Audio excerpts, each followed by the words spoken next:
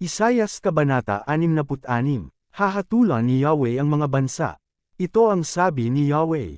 Ang aking trono ay ang kalangitan, at ang daigdig ang aking tantungan. Anong klaseng bahay ang gagawin mo para sa akin? Anong klaseng lugar ang aking taitirhan? Sa lahat ng bagay ako ang may likha, kaya ako ang may-ari ng lahat ng ito. Ako'y nalulugod sa mga taong nagpapakumbaba at nagsisipagsisi. Sa mga may takot at sa utos ko'y sumusunod. Ginagawa ng tao ang kanyang maibigan, at matutuwa pang gumawa ng kasamaan. Para sa kanya ay walang kaibahan ng handog na toro o kaya ay tao. Ang handog na tupa o patay na aso. Ang handog na pagkaing butil o dugo ng baboy. Ang pagsusunog ng insenso o ang pagdarasal sa Diyos-Diyosan. Natutuwa sila sa nakakahiyang pagsamba. Dahil dito, ipararanas ko sa kanila ang kapahamakang kinatatakutan nila. Sapagkat nang ako'y tumawag walang tumugon kahit na isa. Nang ako'y magsalita, walang gustong makinig. Ginosto pa nila ang sumuway sa akin. At gumawa ng masama. Pakinggan ninyo si Yahweh. Kayong natatakot at sumusunod sa kanyang salita. Kinamumuhian at itinataboy kayo ng inyong sariling kababayan, nang dahil sa akin. At sinasabi pa nila, ipakita ni Yahweh ang kanyang kadakilaan at iligtas niya kayo. Para makita namin kayong natutuwa. Ngunit mapapahiya sila sa kanilang sarili. Pakinggan ninyo at sa lungsod ay nagkakagulo. At mayroong ingay na buhat sa templo. Iyon ay likha ng pagpaparusa ni Yahweh sa kanyang mga kaaway. Ang aking banal na lungsod ay parang babaeng biglang nanganak. Kahit hindi pa sumasakit ang kanyang tiyan. Isang lalaki ang kanyang inianak. May nabalitaan na ba kayo o nakitang ganyan? Isang bansang biglang isinilang. Ang Zion ay hindi maghahirap ng matagal. Upang ang isang bansa ay kanyang isilang. Ang sabi ni Yahweh, huwag ninyong isipin na ang bayan ko'y hahayaang umabot sa panahong dapat ng iluwal, at pagkatapos ay pipigilan sa pagsilang. Makigalit kayo sa Jerusalem, magalak kayo dahil sa kanya. Kayong lahat na nagmamahal sa lungsod na ito. Kayo'y makigalit at makipagsaya, lahat kayong tumangis para sa kanya. Tatamasahin ninyo ang kasaganaan niya, tulad ng sanggol sa dibdib ng kanyang ina. Sabi ni Yahweh, padadalhan kita ng walang katapusang kasaganaan.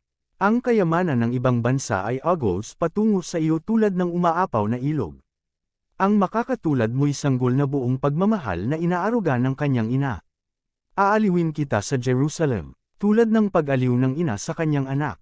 Ikaw ay magagalit kapag nakita mo ang lahat ng ito. Ikaw ay lalakas at lulusog. Sa gayon, malalaman mong akong si Yahweh ang tumutulong sa mga sumusunod sa akin. At siya ring nagpaparusa sa mga kaaway. Darating si Yahweh na may dalang apoy, at nakasakay sa mga pakpak ng bagyo, upang parusahan ang mga kinamumuhian niya. Apoy at espada ang gagamitin niya. Sa pagpaparusa sa mga nagkasala, tiyak na marami ang mamamatay. Ang sabi ni Yahweh, malapit na ang wakas ng mga naglilinis ayon sa tuntunin ng pagsambang pagano. Sama-sama sa nagpuprosesyon patungo sa mga sagradong hardin, at kumakain ng karne ng baboy, daga at iba pang hayop na marumi. Nalalaman ko ang kanilang iniisip at mga ginagawa. Darating ako upang tipunin ang lahat ng bansa, at ang mga taong iba't iba ang salita.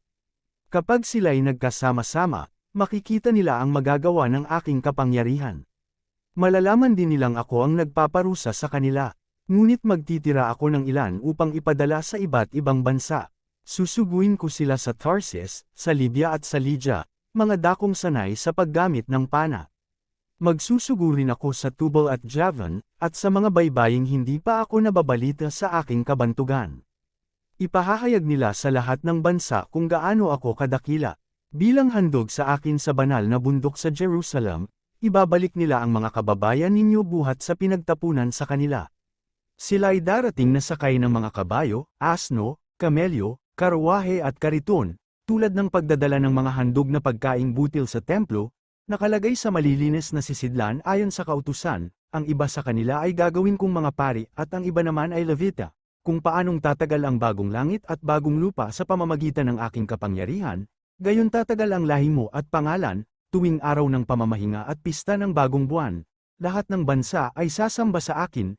Ang sabi ni Yahweh, sa kanilang pag-alis, makikita nila ang mga bangkay ng mga naghimagsik laban sa akin, ang uod na kakain sa kanila'y hindi mamamatay. Gayon din ang apoy na susunog sa kanila. ang kalagayan nila'y magiging kaiyahiya sa buong sangkatauhan.